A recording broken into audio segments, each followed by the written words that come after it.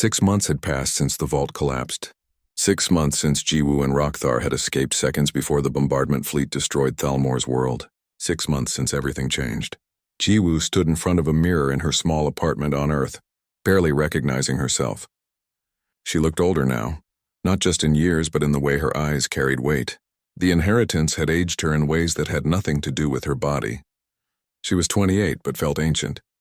Her sister Hana entered the room carrying 2 cups of tea. Still staring at yourself? I'm trying to remember who I was before, Jiwoo admitted. You're still you. Just more. Hana set down the tea. The other guardians are arriving. Are you ready? No, but that's never stopped me before. The Guardian Council met in a newly constructed facility on Earth's moon. The location was symbolic. Humanity's moon, where they had first proven they could reach beyond their planet, now hosting the council that would protect the galaxy's most dangerous knowledge. 12 guardians, 12 species, 12 fragments of an inheritance that had nearly destroyed the universe.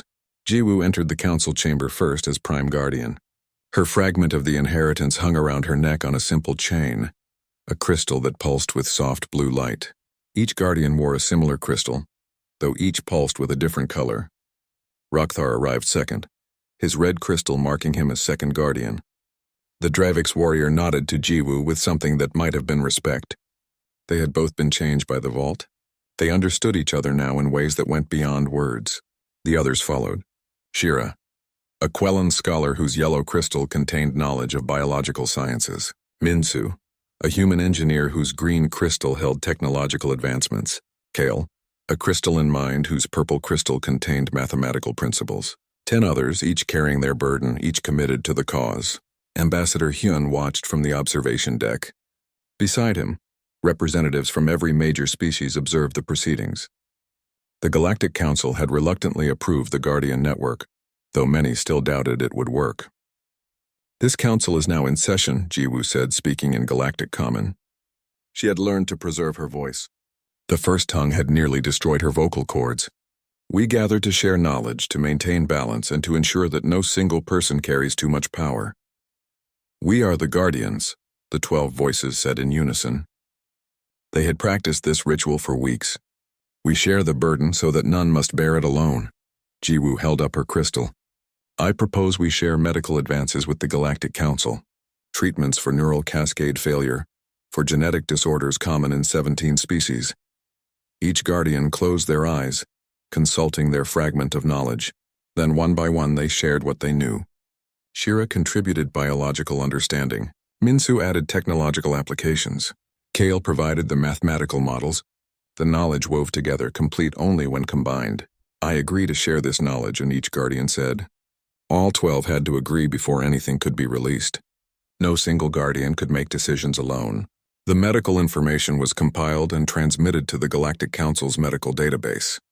Within hours, hospitals across 1,000 worlds would have access to treatments that could save millions of lives.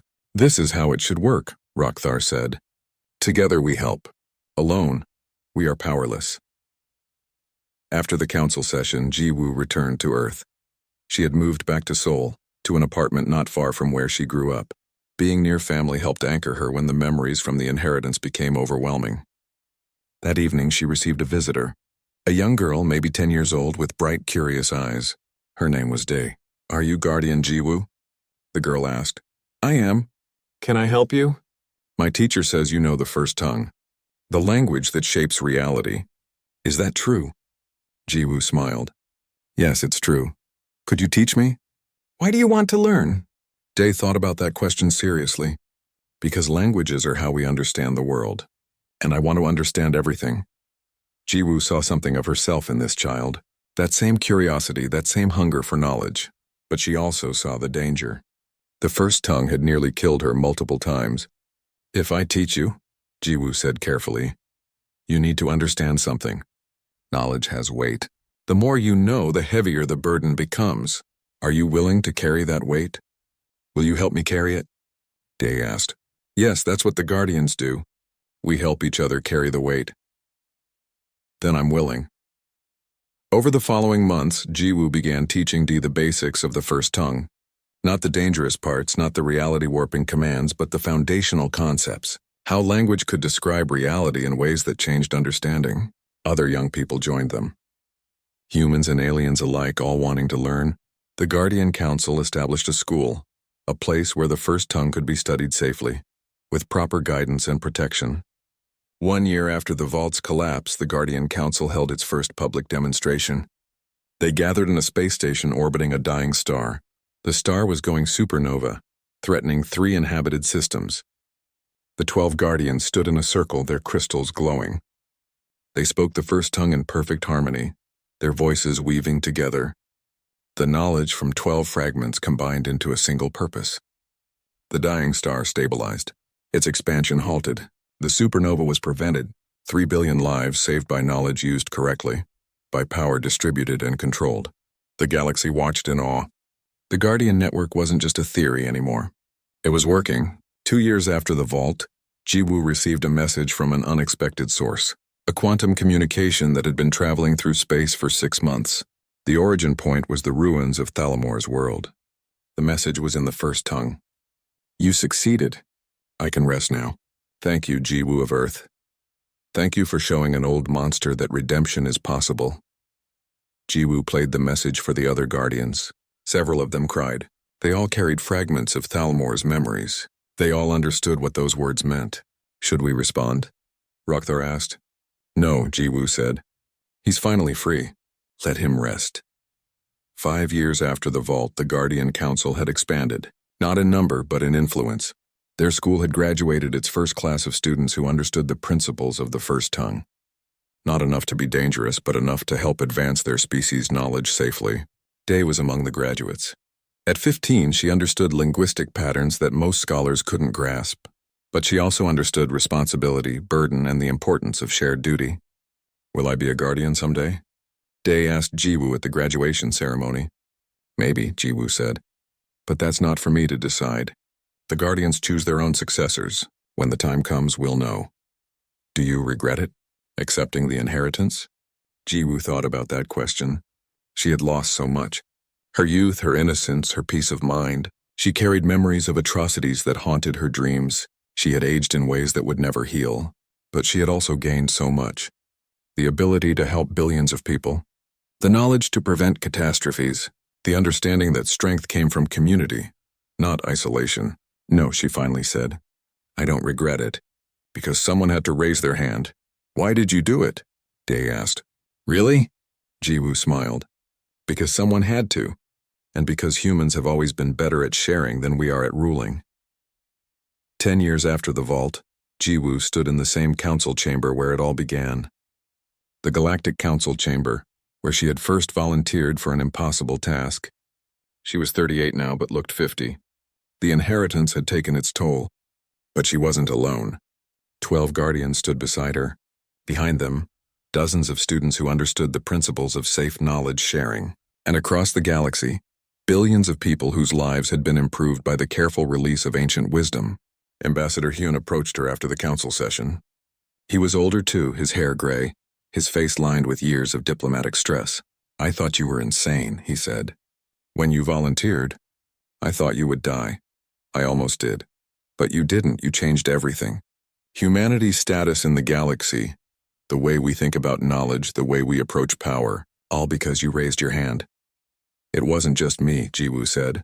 It was Rockthar who carried me when I fell. It was Hana who kept me anchored to my humanity. It was Thalmor who trusted me to do what he couldn't. And it's the other Guardians who help me carry this burden every day. Still, Hyun said, you started it. You made the choice. Jiwoo looked out at the galaxy beyond the chamber windows. Stars burned in the darkness, billions of worlds spinning through space. So much life. So much potential. So much that could be destroyed if knowledge fell into the wrong hands. But it hadn't. Because 12 people from 12 species had agreed to share the burden. Because power was distributed rather than concentrated. Because someone had finally understood that redemption was a shared journey. Someone had to raise their hand, Jiwoo said again. It might as well have been me. In the quantum fabric of reality, where consciousness persisted beyond death, Thalmor's essence observed the galaxy he had once terrorized. He saw the Guardian network functioning. The crystal on the pedestal pulsed brighter. As if responding to Jiwoo's words, Thalmor reached out with one massive claw and touched it gently. The crystal floated up, hovering between them. To fragment the inheritance, Thalmor said slowly, someone must first accept it whole. Someone must bear the full weight, understand it completely, and then have the strength to divide it. That person would experience everything I have experienced. Every death I caused, every civilization I destroyed, every moment of 40,000 years. Jiwoo felt her stomach drop. How long would that take? Subjectively, several lifetimes. Objectively, about 3 minutes. Time works differently in the vault's core. You would live my entire existence in compressed form. And then you could fragment it if you survived. Most minds would shatter. The human brain is not designed for that much experience, that much memory, that much guilt. Rockthar stepped forward. I will do it. My species is strong. I can bear it. Your species is strong of body, Thalmor said. But this requires something else. This requires the ability to carry suffering without letting it destroy you. To feel guilt without letting it paralyze you. To understand evil without becoming it. Jiwoo's communication device chimed. A message from Ambassador Hyun had somehow reached her even in the vault. She read it quickly. Jiwoo, the Galactic Council has ordered a planetary bombardment. If you don't emerge in 1 hour, they will destroy Thalmor's world to ensure the vault's knowledge dies with it. Come out now. This isn't worth it. She showed the message to Thalmor. They're going to kill everyone. Let them, Thalmor said. If there is no heir, perhaps it is better this way. The knowledge dies with me and the galaxy is safer. No, Jiwoo said. No, that's not right. This knowledge could help people. Medical advances, technology, understanding of the universe. It's not all weapons. 90% of it is weapons, Thalmor replied. Knowledge of how to break reality, how to unmake stars, how to erase entire species from having ever existed. My people were very creative in our cruelty. Jiwoo thought about the spheres of knowledge she had seen in the first chamber, the understanding of gravity manipulation, the FTL technology. Those things could change humanity's future, could change every species' future. But she also thought about the ghosts trapped in the second chamber. People who had lost themselves to the pursuit of knowledge. If I do this, she said quietly, if I accept the inheritance and fragment it, I'll never be the same, will I? No, Thalmor said honestly. You will carry scars that never heal. You will remember things you wish you could forget. You will age in ways that have nothing to do with your body. But the knowledge will be safer, distributed among many people. If you succeed, yes. Jiwoo looked at Rockthar. Would you be willing to be a guardian? To carry part of this burden? The Dravik's warrior studied her for a long moment. You humiliated me by saving my life. I should hate you for it, but yes. If you succeed, I will help carry the weight. Then I'll do it. Jiwoo, no. Hana's voice came from the communication device. She must have patched through. You don't have to do this. Come out. Let them destroy the vault, please. I can't, Jiwoo said. Hana, if I walk away now, I'll spend the rest of my life wondering if I made the right choice. And all this knowledge will be lost. I'd rather have you than any amount of knowledge. I know. I love you too. But someone has to raise their hand. Remember, that's what I told the council. It might as well be me. Before Hana could respond, Jiwoo reached out and touched the crystal. The universe exploded. She was Thalmor. She was young, barely 300 years old, proud of her species' achievements. The Velkari had mastered the first tongue, had learned to reshape reality with words. They were gods. She was Thalmor. She was 5,000 years old, watching her people conquer their 100th civilization. It was easy. They spoke destruction and entire species ended. She felt nothing. They were so far beneath her. She was Thalmor. She was 10,000 years old, speaking the words that erased the Kalish species from having ever existed. Not just killing them, but unmaking them. Their history, their art, their very existence removed from the universe. And she laughed. She was Thalmor. She was 20,000 years old, watching her own species turn on each other. Too much power. Too much pride. They weaponized the first tongue against themselves. She tried to stop it. She failed. She was Thalmor. She was 30,000 years old, the last of her kind. The silence was unbearable. She had destroyed so much, and now she was alone with the memory of it. She should end herself. But the vault contained too much dangerous knowledge. Someone had to guard it. She was Thalmor. She was 40,000 years old, dying at last, looking back at an eternity of mistakes, hoping that someone, anyone, could find a better way. She was Jiwoo again. She was on her knees screaming. Blood poured from her nose, her ears, her eyes. Every neural pathway in her brain was on fire. She had lived 40,000 years in 3 minutes, and her mind was breaking under the weight. Jiwoo! Rokthar grabbed her shoulders. Stay with us. I see it, she gasped. I see all of it. Every death. Every world. Oh God, so many civilizations. Focus! Thalmor's voice cut through her pain. Focus on the present. You are not me. You have seen my life, but you are still yourself. Hold on to that, Jiwoo tried. She was Jiwoo. She was 28 years old. She was from Earth. She had a sister named Hana. She liked old books and ancient languages. She was not a mass murderer. She was not Thalmor, but she carried his memories now. They were part of her. Slowly, the pain receded. She looked up at Thalmor with eyes that now understood him completely. You've been in hell for 40,000 years. Yes. And you stayed to guard the vault. To prevent anyone else from accessing the weapons. Yes. I'm sorry.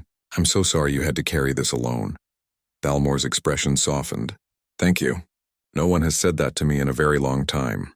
Jiwoo stood on shaking legs. She could feel the full inheritance now. All the knowledge of the vault. All of Thalmor's understanding, all of the First Tongue's secrets. It was too much for one person. Too much for any single mind. But she could see how to fragment it.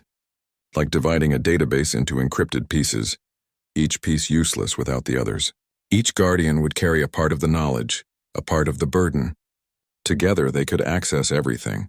Alone they could access only enough to help, never enough to destroy. I need 12 guardians, she said. 12 different species. Each one will carry a fragment. We'll create a council that meets regularly. We'll share the burden and watch each other. No single guardian can go rogue because they don't have enough power alone. And you will be the prime guardian, Thalmor said.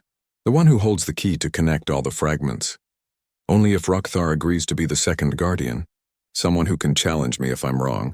Someone from a completely different perspective. Rokthar nodded slowly. I accept. Then show me how to fragment the inheritance, Jiwoo said to Thalmor. What followed was complex work that required speaking the First Tongue in ways Jiwoo's human vocal cords weren't designed for. Her throat tore. Her voice broke. But she kept speaking, kept shaping the inheritance into pieces that could be distributed. The crystal shattered into 12 fragments, each one containing a portion of the knowledge. Each fragment was incomplete, useless without the others. As the last fragment formed, Jiwoo collapsed. Thalmor caught her before she hit the ground. You did it, he said softly. You actually did it. Something I never considered in 40,000 years you achieved in 3 minutes of hell. How much time? Jiwoo asked weakly. 58 minutes since you entered. The bombardment fleet arrives in 2 minutes. Then we need to leave. Thalmor shook his head. I am dying. I will remain here. But you and Rokthar must go. Take the fragments. Build your guardian council. Make it work. What happens to the vault? It collapses with me. The physical structure will be destroyed, but the knowledge is already fragmented and stored in the crystals. You carry it now. Jiwoo wanted to argue, wanted to find a way to save him, but she could feel through the inheritance that it was impossible. Thalmor had been dying for centuries, holding on only through force of will. Thank you, she said, for trusting me. Thank you, Thalmor replied, for showing me that redemption doesn't have to be a solitary journey. 1 minute left. Jiwoo and Rokthar ran for the exit, carrying the 12 crystal fragments. The planet was dying. Jiwoo could see it from the transport window as they descended through the thin atmosphere. The sun was a bloated red giant, casting everything in crimson light. The surface below was covered in ruins, structures from civilizations that had died before humanity learned to make fire. 47 candidates had boarded the transport. By the time they reached orbit, that number had dropped to 42. 5 candidates had died from what the medical officers called neural cascade failure. Their brains had simply stopped working, overwhelmed by proximity to something they couldn't explain. Jiwoo felt it too. A pressure behind her eyes. A sensation like someone was rewriting the language centers of her brain. But she focused on breathing, on treating it like a puzzle rather than a threat. Don't try to understand it all at once. Take it piece by piece. The landing pad was carved from black stone that absorbed the red sunlight. As the candidates disembarked, Jiwoo noticed that many of them were already struggling. A Quellan scholar was bleeding from his auditory organs. A crystalline mine's surface was fractured, their inner light flickering. Then Thalmor appeared, and 3 candidates died instantly. He was enormous, easily 4 meters tall, with scales that looked like they were made from condensed starlight. His eyes were the worst part. They were ancient in a way that made Jiwoo's stomach turn. Those eyes had seen civilizations rise and fall. They had watched stars die. They contained an intelligence so vast that looking at it felt like staring into an abyss. "Welcome," Thalmor said, and his voice was in Jiwoo's head, in her bones, in the air itself. "Welcome to your testing. Most of you will die. Some of you will go mad. Perhaps one of you will succeed. Let us begin." The remaining 39 candidates were led into a massive structure that seemed to exist at impossible angles. Jiwoo's eyes hurt trying to track the geometry. The walls were covered in writing, the first tongue in its pure form. Just looking at it made her nose bleed. "The first trial is simple," Thalmor said. "Speak the words you see. If you speak them correctly, you advance. If you speak them incorrectly, you will understand your failure intimately." A platform rose from the floor in front of the first candidate, a proud warrior from the Dravix Empire named Korval. He studied the words for a moment, then spoke them with confidence. His voice was strong and clear. Reality bent around him. His body folded in on itself, compressing into a space too small to exist. His scream lasted for 3 seconds before he disappeared entirely. "Incorrect pronunciation of the 4th syllable," Thalmor said casually. Next, the trials continued. Candidate after candidate approached the platform. Some got a few words correct before failing. Others died on the first syllable. A Quellan scholar managed to speak an entire sentence before her mind collapsed, leaving her body standing empty. Jiwoo watched and learned. The first tongue wasn't just about pronunciation. It was about intention, about understanding what the words meant to reality itself. Each word was a command, a description, and a question all at once. When her turn came, Jiwoo stepped onto the platform with shaking legs. She looked at the words carved into the wall. They hurt to see, each character burning itself into her vision. But she had practiced. She understood the patterns. She spoke the first word. It felt like her throat was tearing. The word wanted to reshape her vocal cords, wanted to make her body into an instrument designed specifically for this language. The second word, her nose bled harder, her vision blurred. The third word, she tasted copper. Something in her head felt like it was breaking. But she finished the sentence. The words hung in the air, visible somehow, glowing softly. Then they faded and she was still standing. "Interesting," Thalmor said. "Your pronunciation is imperfect, but your understanding is adequate. You survive." Next, Jiwoo stumbled off the platform, her legs barely holding her. A medical drone approached and scanned her. "Minor cerebral bleeding," it reported. "Acceptable levels." By the end of the first day, only 12 candidates remained. On the second day, Thalmor increased the difficulty. Now they had to not just speak the words, but speak them, while performing complex mental calculations. The first tongue required complete concentration. Splitting your attention was supposed to be impossible. A crystalline mind attempted the trial with confidence. Their computational abilities were legendary. But the first tongue didn't care about computational power. They shattered into 1,000 pieces, their consciousness scattered beyond recovery. Jiwoo's approach was different. She didn't try to multitask. Instead, she treated the words and the calculations as a single unified problem. The first tongue described reality, and mathematics was just another way to describe reality. She wove them together, speaking equations as if they were poetry. She survived. So did 4 others. On the third day, only 5 candidates remained. Jiwoo, Rokthar the Dravix warrior scholar, a floating entity called Shim, and 2 others whose names Jiwoo hadn't learned. This trial was different. They had to speak the first tongue continuously while Thalmor attacked them mentally. He pressed against their minds, trying to break their concentration, trying to force them into mistakes. The first unnamed candidate lasted 30 seconds before his mind broke. He started screaming in languages that had never existed, trying to speak words that had no form. The second candidate lasted longer, nearly 2 minutes. But eventually she faltered, and reality twisted her into a shape that made Jiwoo look away. Shim, the floating entity, managed 3 minutes before their coherence field collapsed. They dispersed into nothingness, their consciousness evaporating into the air. That left Jiwoo and Rokthar. Rokthar was strong. His species had evolved for warfare and survival. He spoke the first tongue with brutal efficiency, treating each word as a weapon. When Thalmor pressed against his mind, he pushed back with pure willpower. Jiwoo's approach was different. She didn't fight Thalmor's mental pressure. Instead, she flowed around it. She treated the assault on her mind like rough water, finding gaps and spaces where she could breathe.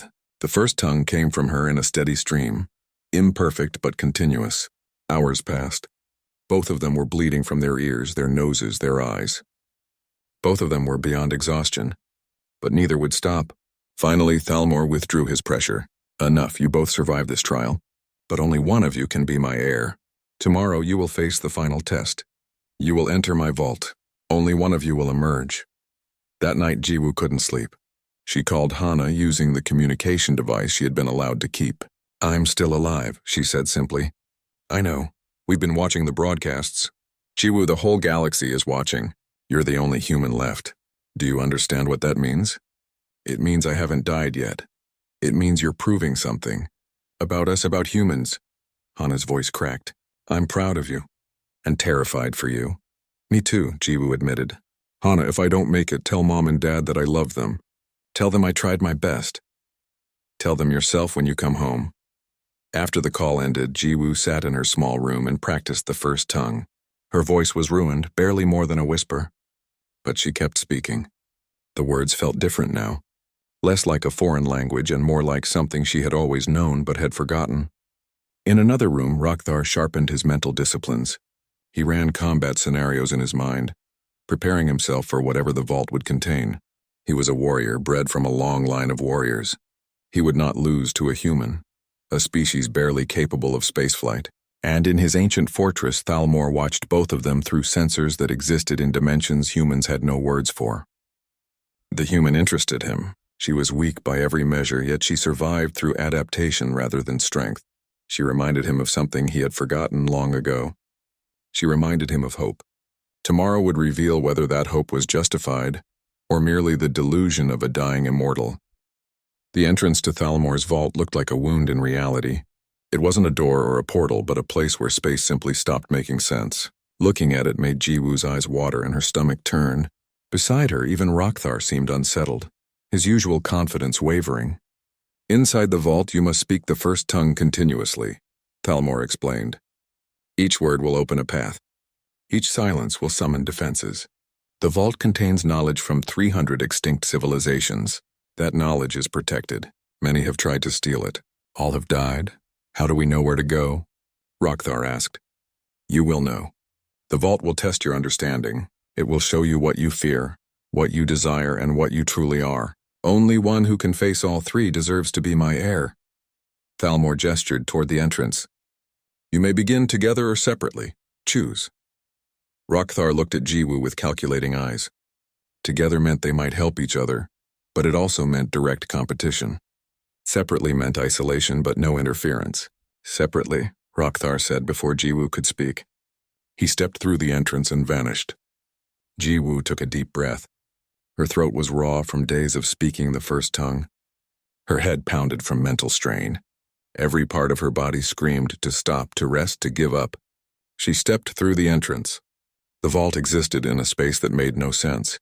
Walls extended in directions that shouldn't exist. The floor was sometimes beneath her feet, sometimes beside her, sometimes above her. Gravity worked in suggestions rather than rules. And everywhere, written on every surface, was the first tongue. Jiwoo began speaking.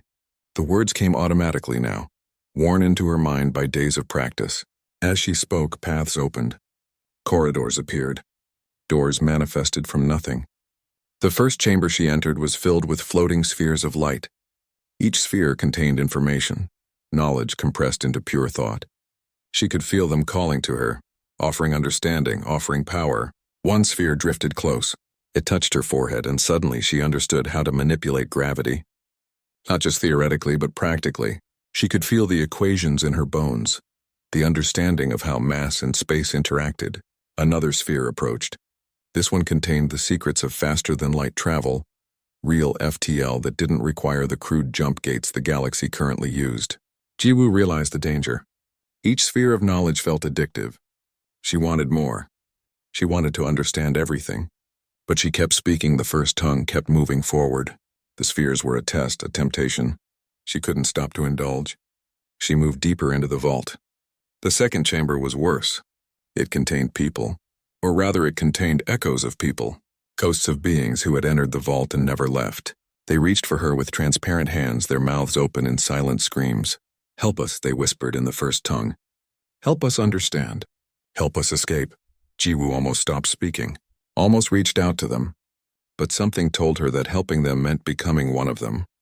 These were people who had lost themselves in the pursuit of knowledge, who had given up their identity to understand just one more thing. She kept moving, speaking, trying not to look at their desperate faces. The third chamber was empty except for a mirror. Jiwoo approached cautiously, still speaking the first tongue in a steady rhythm. The mirror showed her reflection, but it was wrong. The reflection was older, centuries older. Its eyes contained the same terrible age she had seen in Thalmor's gaze. The reflection spoke, and its voice was her voice. "This is what you will become. The heir doesn't just inherit knowledge. The heir inherits me. My memories. My experiences. My sins." Jiwoo's words faltered. For the first time since entering the vault, she stopped speaking. The defenses activated immediately. The chamber filled with shapes that hurt to look at. They moved in ways that violated physics, that violated logic itself. They were predators made of mathematics, hunting anything that didn't belong. Jiwoo forced herself to speak again, the words torn from her damaged throat. The shape slowed but didn't stop. She had broken the rhythm, and the vault remembered. She ran, the shapes followed, getting closer. She could feel them at her back, could feel them reaching for the core of what made her human. If they caught her, she would cease to exist in any meaningful way.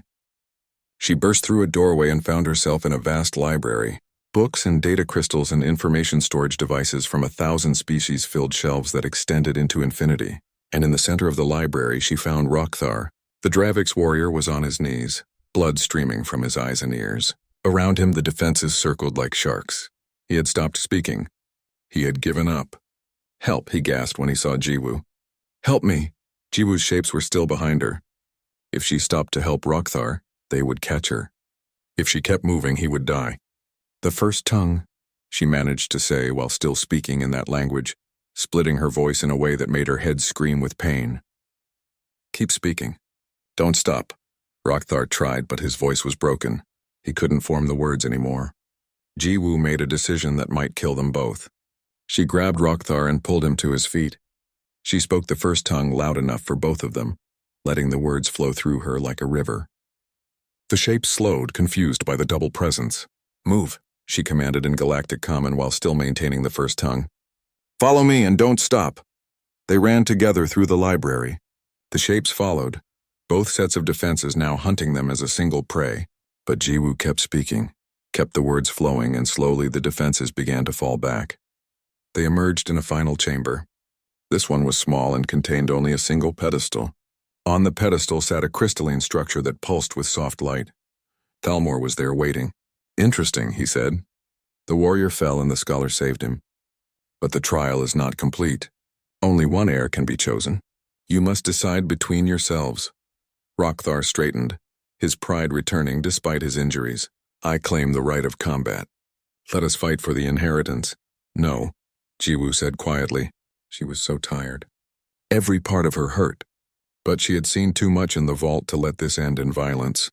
"I won't fight you." "Then you forfeit," Rokthar snarled. "No, I refuse to accept the terms. Thalmor, I saw the reflection. I saw what the heir becomes. You're not looking for someone to inherit your knowledge. You're looking for someone to inherit your consciousness, your memories, your guilt." Thalmor's ancient eyes fixed on her. "Yes, the heir will become me in essence. They will carry my burden." "What burden?" Jiwoo asked. "What did you do that requires 40,000 years of penance?" For a long moment, Thalmor was silent. Then he spoke, and his voice carried the weight of eons. "I destroyed 127 civilizations. I used the first tongue as a weapon. I reshaped reality according to my will. I was a god and I was cruel. When my species realized what we had become, we chose extinction. All of us ended ourselves, paying the price for our arrogance. All except me. I chose to remain, to guard the knowledge, to ensure no one else could make our mistakes. And now you want to pass that burden to someone else, Jiwoo said. I am dying. Without an heir, the vault will collapse. All of this knowledge, including the weapons, will be released into the galaxy. Millions will die. Jiwoo looked at the crystal on the pedestal. Then she looked at Rokthar, who had fallen silent, understanding for the first time what he had been competing for. There's another option, Jiwoo said slowly. You don't need one heir. You need many. The burden shouldn't rest on one person. It should be shared. Thalmor's expression changed. For the first time since she had met him, he looked surprised. Explain. Fragment the inheritance.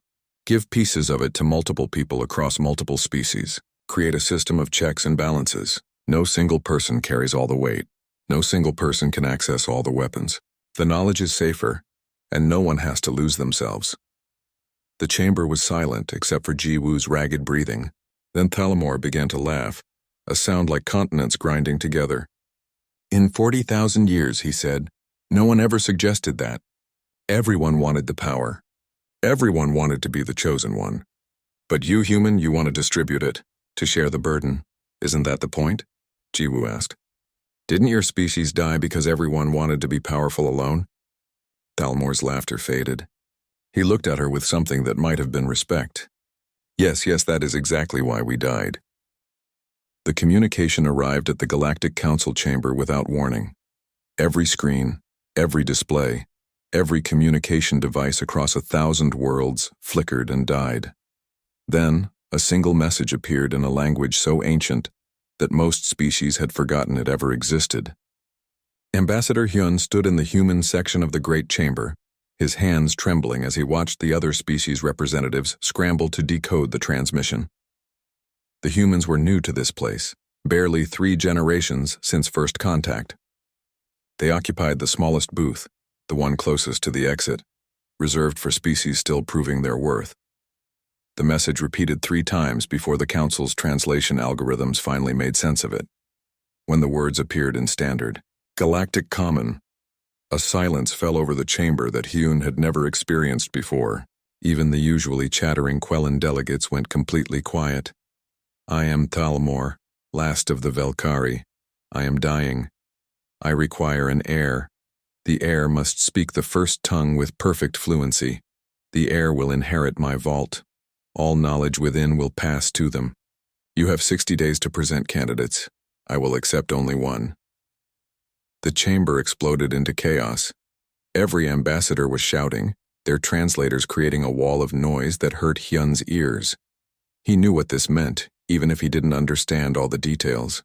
The Velkari were legends, beings so ancient that their existence was debated in human universities, and Thalmor was the last one. Hyun immediately sent a message back to Earth. The human government needed to know about this development, even if humanity had no chance of producing a suitable candidate. The first tongue was older than human civilization by thousands of years. 3 weeks passed. Every major species had announced their candidates. The Dravix Empire sent 50 warrior scholars. The Quellan Collective uploaded their best linguists into quantum computers to accelerate their learning. Even the silicon-based crystalline minds, who rarely involved themselves in organic affairs, prepared candidates. Humanity sent none. How could they? They barely understood their own ancient languages, let alone something that predated their evolution. Jiwoo sat in her small office on station Kepler 442, surrounded by old books and digital archives that nobody else wanted. She was a linguist, but not a successful one. Her specialization was dead Earth languages, the kind that hadn't been spoken in thousands of years.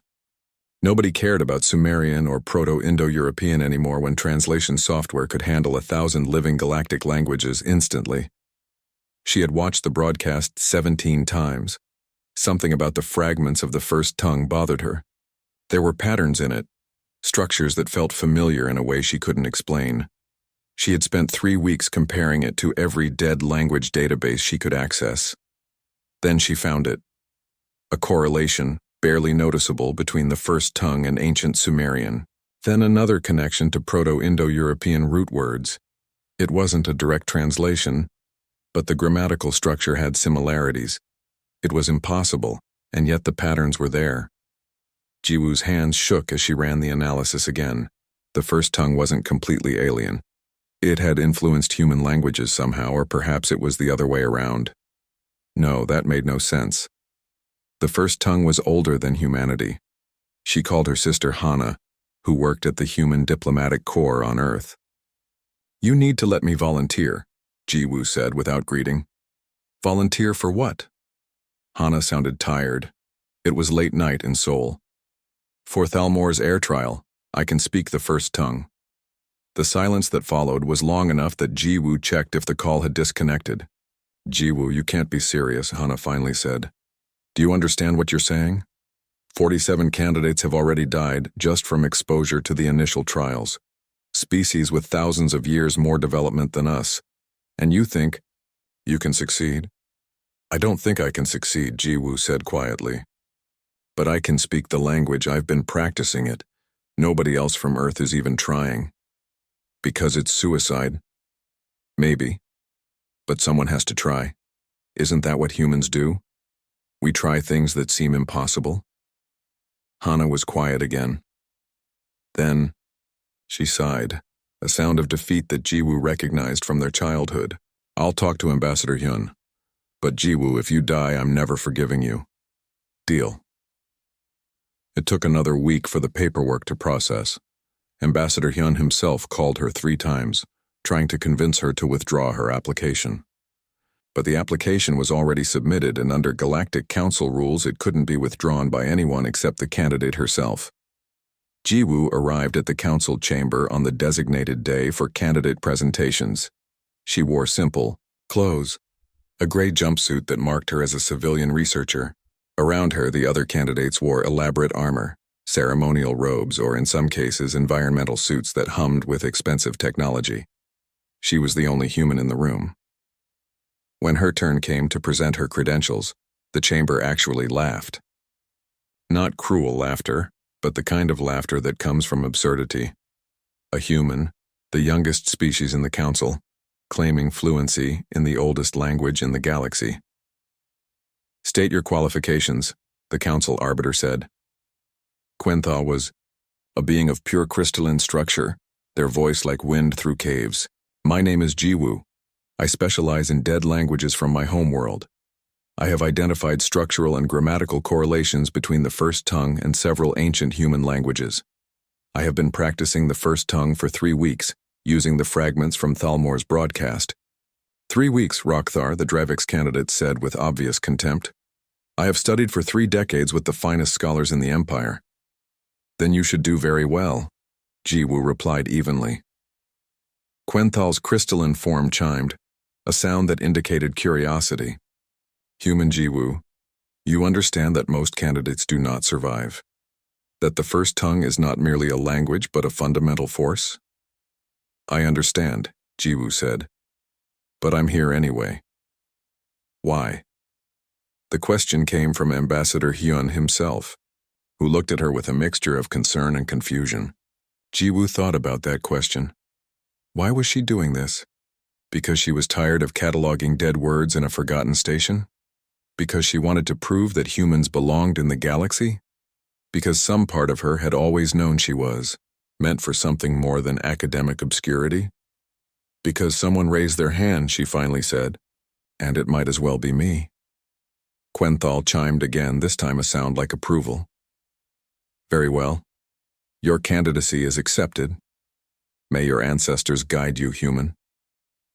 As Jiwoo left the chamber, she caught Ambassador Hyun's expression. He looked like a man watching someone walk toward certain death. Maybe he was right, but Jiwoo had spent her whole life studying dead languages. Perhaps it was fitting that she might die for one. The transport to Thalmor's world would leave in 3 days. Jiwoo spent those days practicing, speaking the harsh syllables of the first tongue until her throat was raw. The language fought her, each word feeling like it wanted to reshape her mouth, her thoughts, her understanding of reality itself. But she kept practicing, because that's what humans did. They practiced until the impossible became possible, even if it killed them.